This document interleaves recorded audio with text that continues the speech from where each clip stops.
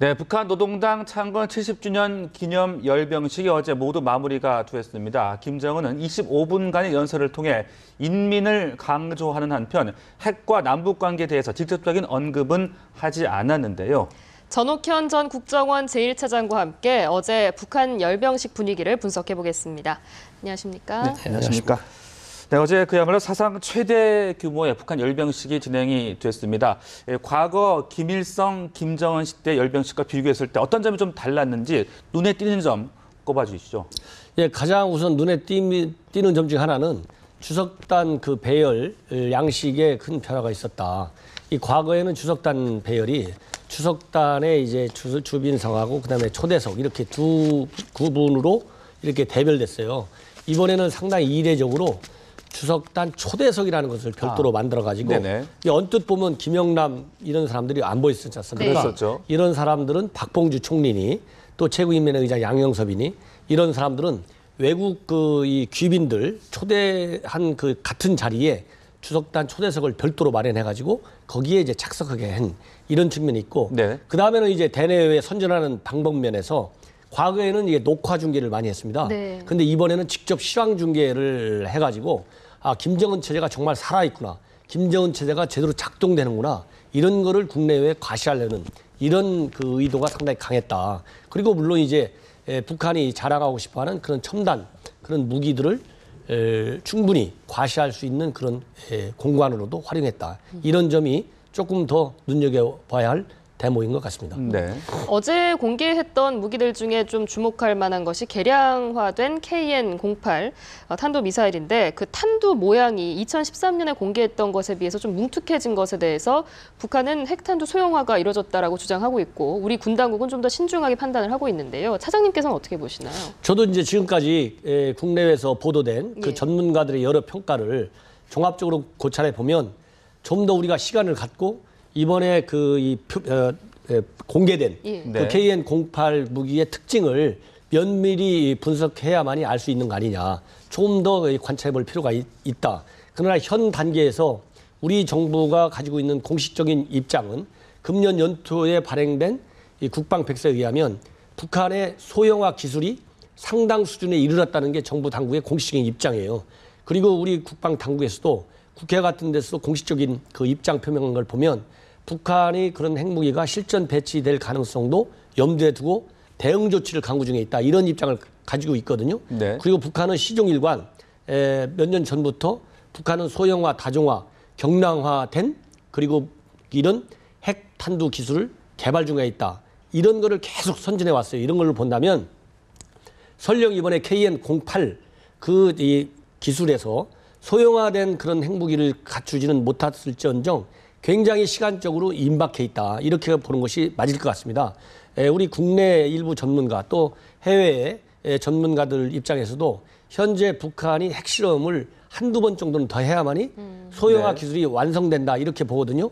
저도 그래서 현재의 완성도는 상당 수준으로 진전돼 있지만은 최종적으로 실전 배치하기에는 조금 좀 더 한두 번 정도의 핵실험은 추가적으로 필요하다. 저는 그렇게 판단합니다. 그리고 이 300mm 신형 방사포도 공개가 됐습니다. 이게 우리 충남 계룡대까지 타격이 가능하다고 알려지고 있는데 어느 정도 위협이 될 수 있는 겁니까? 이건 굉장히 위험한 것이죠. 왜냐하면은 이 성능 면에서도 이 과거에 비해서 여러 각도에서 분석해 볼 때 그 파괴력이 상당히 크다. 일개 이 지역을 대상으로 한 파괴력까지 가지고 있고 특히 더 우리 입장에서 문제시되는 것은 사거리가 우리 단순한 수도권만이 아니라 이 계룡대까지 약 200km, 대전이 한 160km밖에 안 되잖아요. 계룡대, 논산 근처 이 일대까지도 저 방사포로 공격이 가능한 정도의 그런 사거리를 가지고 있다는 것이 우리한테는 직접적인 위협이 됩니다. 왜냐하면 계룡대에 우리 상군본부가 다 있지 않습니까? 즉 군 작전을 지휘 통제하는 본부가 다 있는데 여기를 다 타격할 수 있는 이 정도의 능력을 가지고 있기 때문이고 특히 이번에 이제 공개된 그 장면을 보면 이 발사 차량 기지에 설치되어 있는 그 발사관 수가 과거에는 4대까지만 돼 있는데 발사관이 4수로 돼 있는데 이번에는 8개로 2배로 늘어났다고 돼 있거든요. 이 정도 보면 파괴력이 얼마만큼 커졌느냐 가공할 수준이다. 이런 측면에서 우리가 이런 관련 대응 조치를 시급히 보강해야 되는 거 아니냐 이런 생각이 듭니다. 네. 그런데 어제 북한이 잠수함 발사 탄도미사일 SLBM은 공개하지 않았거든요. 뭐 5월 달에는 사출 실험에 성공했다라고까지 밝혔으면서 이번에는 공개하지 않은 이유 어디에 있다고 봐야 될까요? 제가 보기에는 이제 제일 큰 것이 이런 북한의 이 대남 군사 위협에 대해서 강력하게 조치를 취하고 있는 것이 바로 한미 동맹 차원에서 이루어지는 대북 억지력이지 않습니까? 이 대북 억지력을 강화하고 대북 그런 그 북한의 군사 위협에 대한 요격 체제를 우리가 마련한 데 있어서 가장 민감하게 반응하는 나라가 북한 빼놓고 중국입니다. 왜? 이런 북한의 대남 군사 위협의 중대 조치는 바로 한미 양국의 억지력 강화. 이 억지력의 강화가 바로 중국 군사 포위망으로 이어진다는 것이 중국 시각이거든요. 그래서 제가 보기에는 중국이 이번에 류인상 같은 상당히 고위급 인사를 보내면서 네. 바로 한미 양국을 군사적으로나 외교적으로 자극할 수 있는 지자친 조치는 하지 말아라. 이런 것을 각별히 요청한 거 아니냐. 이걸 북한이 수용했다 이렇게 봅니다. 왜냐하면 SLBM은 이 한미 양 당국이 가장 위험시하는 그런 비대칭 전력 중에 하나고 상당의 그 전문가들이 북한이 SLBM을 갖출 수 있는 기술 수준은 아직 확보하지 못했다. 이렇게 했는데 어느 날 갑자기 금년 봄에 이런 그 수직 발사관 실험 장면을 공개해버렸어요. 그러니까 많은 군사 전문가, 군사 당국에서 이거 북한의 이거 군사 위협, 핵 미사일 위협, SLBM 위협이 이게 보통이 아니다. 굉장히 시급한 대응 요격 장치를 갖춰야 된다. 이렇게 됐거든요. 이것이 바로 중국에 대한 군사 포위망까지 연계되는 이런 중국 당국의 위협을 줬다. 그래서 이거는 틀림없이 중국이 지나친 자극을 하지 말아라 하는 군사적인 시위 조치의 하나가 SLBM이 아니었느냐. 그래서 북한이 좀 자제했다. 저는 그렇게 봅니다. 네. 무기 공개에 대한 이야기 좀 해봤는데 김정은의 연설도 좀 짚어보겠습니다. 이 미국을 겨냥해서 어떠한 전쟁도 가능하다. 이제 이런 발언이 나왔어요. 어떤 의도라고 보십니까? 제가 보기에는 이제 지금 방금 제가 말씀드린 대로 한미 양국을 좀 덜 군사적으로 자극하려는 그런 배력, 그런 점을 신경을 좀 쓴 부분이 연설에서 많이 나타나는데 지금 앵커분께서 지적하신 거는 바로 미국을 굉장히 자극하는 거지 않습니까? 그런데 이런 미국을 그 결사항전에서 이긴다. 미국을 불바다로 만들겠다. 이거는 북한의 상투적인 표현입니다. 그렇기 때문에 이런 표현이 결정적으로 미국을 새롭게 자극하지는 않고 이거는 지나치기보다도 지극히 외교적인 상징성을 갖는 의미다. 바로 뭐냐. 중국이 굉장히 배를 해서 고위 그 인사를 방북시켰지 않습니까? 이 얘기, 여기에 대한 담례 표현이다. 즉, 어떤 측면이 담례냐. 미국은 중국이 보기에 또 북한이 보기에도 중국을 굉장히 봉쇄해오는데 일본을 등에 업고 봉쇄해오는 거예요. 근데 중국은 혼자 미일 동맹을 억제하는데, 대항하는데 어려움을 겪고 있는 거 아니겠느냐. 그래서 북한이 내가 중국 편에서 미국과 유사시에 싸워주겠다. 즉 북중 혈맹을 확실하게 약속을 지키겠다. 이게 중국에 대한 외교적인 선물의 카드가 더 있지. 직접적으로 미국과 한번 붙을 때니 미국 나와라. 이런 의미는 아니다. 저는 그렇게 봅니다. 미국에 대해서는 이렇게 날선 발언을 했지만 남한에 대해서 또 남북 관계에 대해서는 별다른 언급이 없었거든요. 이 부분은 또 어떻게 볼 수 있을까요? 그거는 이제 여러 가지 측면에서 이제 해석이 가는 건데요. 제가 보기에 가장 기본적인 우리가 이 중요시해야 할 대목은 이제 한국을 지나치게 이렇게 무시하거나 한국을 위장평화공세척에서 적극적으로 유인하거나 이런 것보다는 지금 현 국면에서는 한국이 앞으로 자기네가 열병식에서 지금 이렇게 남북관계를 언급하지 않은 거 이런 거에 대해서 우리 한국 내 반응이 어떻게 나오는지 우리 국내 민간 부분에서의 반응과 정부 차원의 반응 그리고 이제 한미 정상회담을 앞두고 있지 않습니까? 16일 날. 그런 한미 정상회담에서 북한과 북한 핵 문제에 관해서 우리가 어떤 입장을 한미 양 당국이 보여주는지 또 이 한일 중 3국 정상회담도 곧 있거든요. 또 한일 정상회담도 곧 있고 이런 데서 우리 한국 정부가 두조적으로 남북 관계를 어떻게 다루려고 하는지 이런 거를 면밀히 고찰할 필요가 있다. 여기서 어설프게 자기네가 뭐 위장평화공세든 진정성 있는 남북 대화든 이런 거를 잘못 공개했을 경우에 자기네가 얻을 수 있는 실익이 최소화될 수 있다. 그래서 지금은 관망하는 편이 남북 관계를 주도적으로 이끌어서 김정은이가 아주 훌륭한 지도자라는 걸 보여주는 데도 좋고 또 실질적으로 남북 관계가 대화 국면으로 조립했을 때 이익을 극대화시킬 수 있는 기회도 더 많이 온다. 그래서 흔히 얘기는 관망, 웨이트 앤 씨, 관망 자세다. 지금은. 그런 입장에서 언급을 하지 않았다. 네. 그러니까 자기네 카드를 보여주면 오히려 얻는 것보다는 잃는 것이 더 클 수 있다. 이런 점에서 조금 소극적인 입장을 취한 게 아니냐. 일단은 좀 더 지켜보자. 북한 입장에서는 그런 면을 보였다. 그런 조금 말씀이신데. 방어적인 자세를 이번에는 취했다. 저는 그렇게 봅니다. 네. 그리고 또 이 경제 핵무력 병진 노선이라는 표현 대신에 경제 국방 병진 노선이라고 언급을 했고 핵 관련 언급도 없었습니다. 중국을 의식했다. 이렇게 봐야 되는 겁니까? 이것도 굉장히 중국을 배려했다 이렇게 봅니다. 왜냐하면은 이번에 여러 가지 정보를 볼 때 북한이 이 미사일 발사 장거리 이걸 할 가능성이 굉장히 농후했고 북한 당국도 굉장히 위협을 했어요. 근데 안 했지 않습니까? 네. 이것도 중국에 대한 배려고 이 핵 문제 이 결국 미사일 발사도 핵과 연결되는 동시적인 그런 하나의 조치나 마찬가지인데 그런 점에서 연장선상에서 핵 문제를 전혀 언급하지 않고 덜 민감한 국방은 굉장히 포괄적인 의미지 않습니까? 네네. 그렇기 때문에 이런 국제사회에 대한 어떤 북한의 핵 문제에 대한 어떤 비판 이런 것도 좀 무디게 할 필요가 있고 또 현재 유엔에서 총회 기간 중이거든요. 그리고 유엔 총회 기간 중이기 때문에 국제사회 북한의 핵 이런 병지 정책에 대한 비판도 그 어느 때보다도 더 강하게 올 수 있거든요. 이런 측면에서 국제사회의 어떤 비판을 많이 의식한 또 중국을 배려한 이런 동시적인 다면적인 목적이 있다 저는 그렇게 봅니다. 네.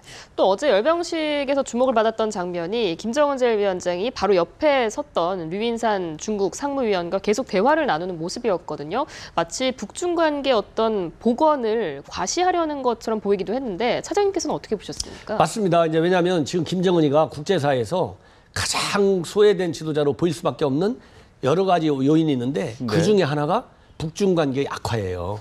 그런데 중국이 굉장히 좋은 선물을 보내주지 않습니까? 유인산 카드를. 그렇기 때문에 둘이서 굉장히 친밀감을 국내외에 직접 실황 중계를 통해서 다 나가기 때문에 이럴 때 이제 북중 관계가 회복 국면에 돌입하고 있다. 그리고 중국이 나를 인정해주고 있다. 이런 거를 국제사회에 과시함으로써 김정은 체제가 조금 불안정할지 모른다. 김정은이가 이상한 지도자다. 이런 국제사회의 어떤 비판의 시선을 조금 무너뜨리는 이런 의도적인 이런 표출이다. 저는 그렇게 봅니다. 네.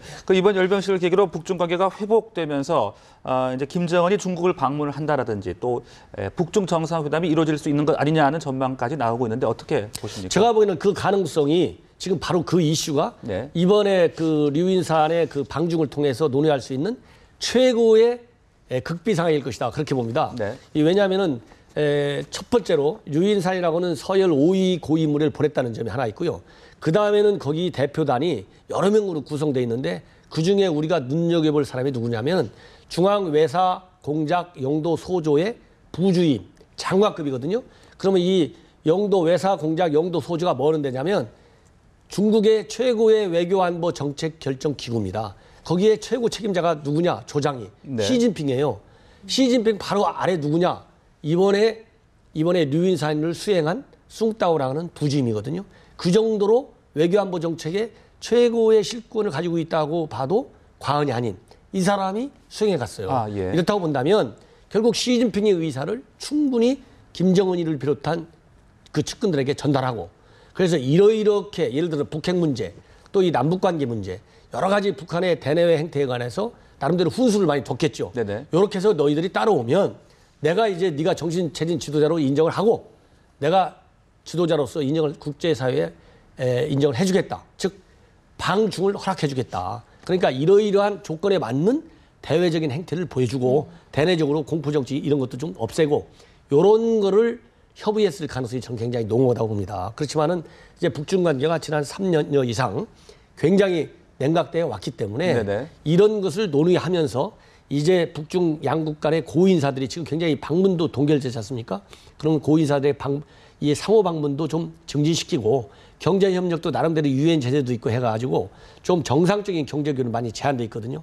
이런 것도 좀 풀고 그러면서 북중 관계가 서서히 녹아가는 가운데 이 북중 정상회담에 열려야 된다. 즉 북중 정상회담을 위한 정지 작업, 사전 분위기 조성 노력이 외교적으로 북중 양국 간에 이번 이 행사를 계기로 해서 상당히 활발하게 전개될 것이다. 저는 그렇게 봅니다. 그래서 내년 봄 정도가 가면 그런 이제 정상회담 문제가 표면적으로 좀 튀어나오지 않을까 저는 그런 기대를 해봅니다. 그리고 아직까지는 북한이 예고했던 뭐 4차 핵실험이나 장거리 로켓 발사가 이루어지지 않고 있는데 16일 날 한미 정상회담이 있잖아요. 여기서 북한에 대한 어떤 메시지가 나올 경우에 북한이 이를 빌미 삼아서 도발에 나설 가능성은 어떻게 보십니까? 그러니까 이제 북한의 그런 그 도발의 이 억지 또는 그런 이 효과 중에 하나가 이런 한미 정상회담도 굉장히 들어가거든요. 또 한중 관계도 물론 들어가지만 그러면 이번에 이런 도발적인 것을 자제한 것은 중국의 그런 강력한 압박이 제일 큰 요인이 된 것처럼 만약에 한미 양국이 단호한 동맹 의지를 과시하는 것도 억제 효과를 가지고 있어요. 그렇지만 거꾸로 한미 양국이 지나치게 자극을 하면 거꾸로 이런 벼랑 끝 전략에 의해서 또 도발을 해올 수도 있거든요. 네. 그렇기 때문에 제가 보기에는 한미 양 당국이 현재 보여주고 있는 대북 압박 수준을 벗어나는 초강경적인 메시지는 나오지 않을 것이다. 그러면서 북한이 지나치게 도발적으로 위협적으로 나오는 것을 자제시키면서 북한이 핵 미사일 실험을 할 수 있는 그런 말하자면 그 핑계거리 이런 거는 안 줄 거라고 봅니다. 그래서 김정은이가 최소한도 이런 그런 대화 국면 우리가 이제 8.25 합의에 의해서 이루어지고 있는 이런 대화 국면을 먼저 깨지 않도록 이 외교적인 그런 이 전략적 이 고려를 한 한미 정상회담이 될 것이다. 저는 그렇게 봅니다. 네, 지금까지 전옥현 전 국정원 제1차장과 이야기 나눴습니다. 오늘 말씀 고맙습니다. 감사합니다.